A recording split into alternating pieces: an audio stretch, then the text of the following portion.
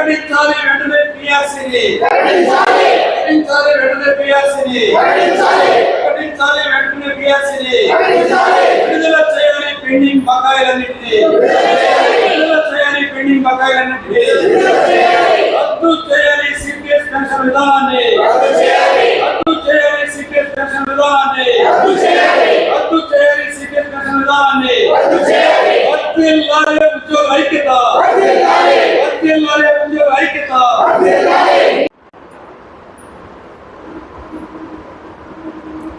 Okay, నా పేరు CH Suresh Babu.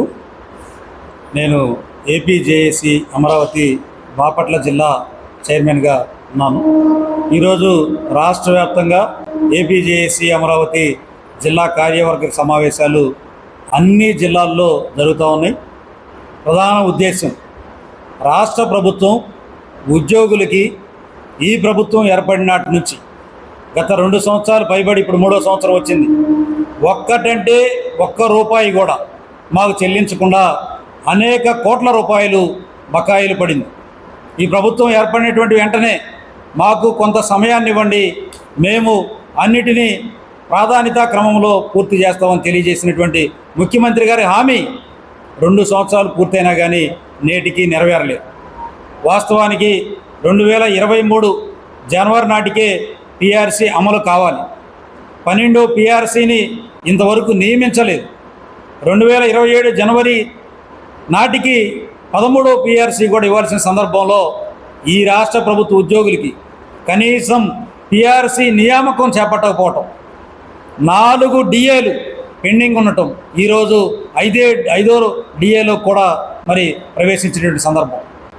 అట్లాగే 2022 ఇచ్చినటువంటి 11వ పిఆర్సీ బకాయిలు లక్షలాది రూపాయలు ఉద్యోగులకి చెల్లించకపోవటం, ఈరోజు వేలాది మంది ఉద్యోగులు రిటైర్డ్ అవుతున్నా రిటైర్డ్ అయినటువంటి ఉద్యోగులకి మరి ఎక్కడ కూడా రిటైర్మెంట్ బెనిఫిట్స్ ఇవ్వకపోవటం, అంటే ఆర్థిక పరమైనటువంటి ఒక్కటంటే ఒక్క సమస్య కూడా పరిష్కారం చేయనటువంటి సందర్భంలో ఉద్యోగులు ఈ ప్రభుత్వం మీద ఎంతో ఆశతో ఎంతో ఆకాంక్షతో ఈ ప్రభుత్వాన్ని తెచ్చుకున్నారు.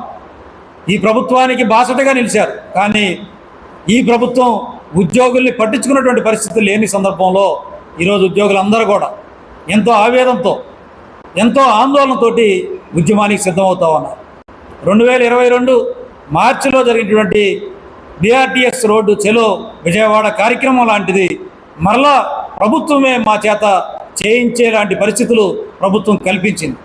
ఎందుకంటే గత 5 సంవత్సరాల నుంచి సరెండర్ లీవ్ అనేవి లేవు,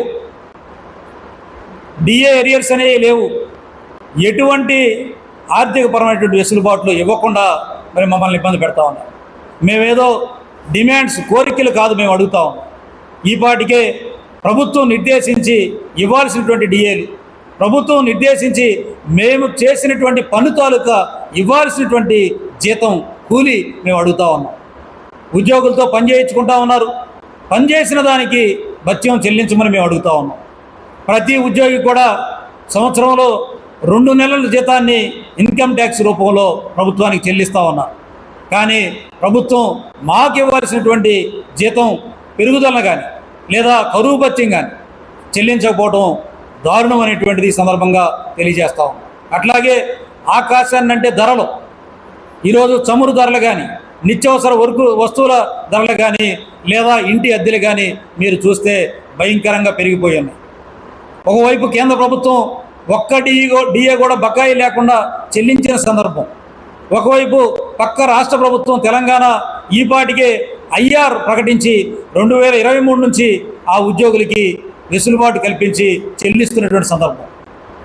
ఇక్కడ పక్క రాష్ట్రంతో పోల్చుకుంటే దాదాపుగా 40-50% జీతం వ్యత్యాసంతో ఈరోజు ఇక్కడ ఉద్యోగులు పనిచేస్తూ ఉన్నటువంటి పరిస్థితి ఉంది.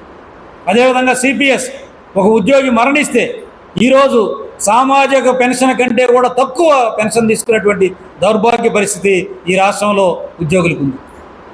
కాబట్టి ఇస్తామని, అదేవిధంగా గత ప్రభుత్వ హయాంలో అడిషనల్ క్వాంటమ్ పెన్షన్ తగ్గించింది ఏదైతే ఉందో పెంచుతామని ప్రభుత్వం ఇచ్చిన హామీల్ని అమలు చేయమని మేము అడుగుతా ఉన్నాం. కాంట్రాక్ట్ అవుట్సోర్సింగ్ ఉద్యోగుల్ని పర్మనెంట్ చేయమని మేము అడుగుతా ఉన్నాం.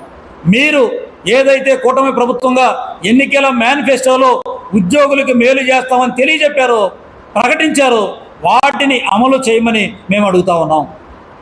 సాక్షాత్ ముఖ్యమంత్రి గారు 2025 10వ మాసంలో ఉద్యోగ సంఘాలతోటి మేము ప్రకటించిన అన్ని అతి త్వరలో చేస్తామని చెప్పారు. మీరు చెప్పి కూడా ఇప్పుడు సంవత్సర కాలం గడుస్తూ ఉంది.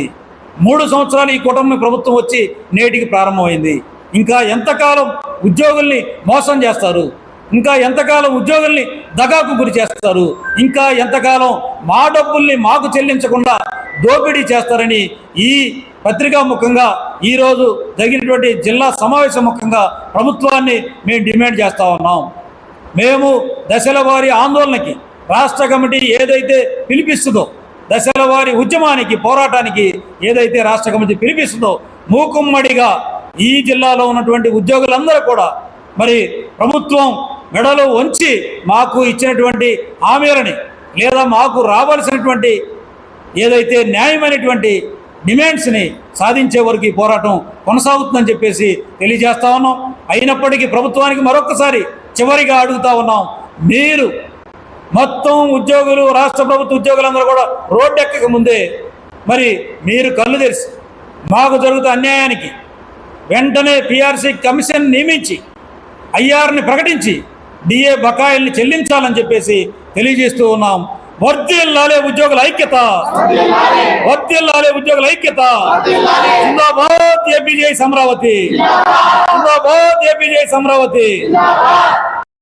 ప్రకటించాలి వెంటనే పిఆర్సీని, ప్రకటించాలి వెంటనే పిఆర్సీని, ప్రకటించాలి వెంటనే పిఆర్సీని.